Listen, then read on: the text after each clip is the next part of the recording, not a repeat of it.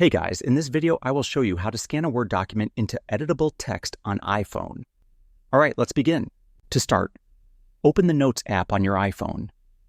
While inside a note, tap the Attachments button, then select Scan Documents.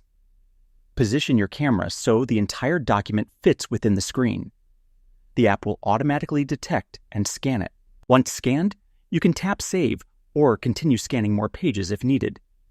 Your document will be saved as a PDF inside your note. Now, to convert that scanned document into editable text, tap on the scanned file inside the note.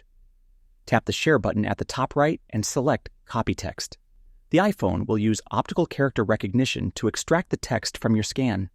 You can then paste it anywhere, into another note, an email, or a Word document. So that's basically how you can scan a Word document into editable text on iPhone. And that's it for this video.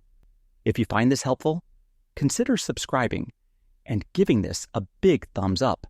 Thanks.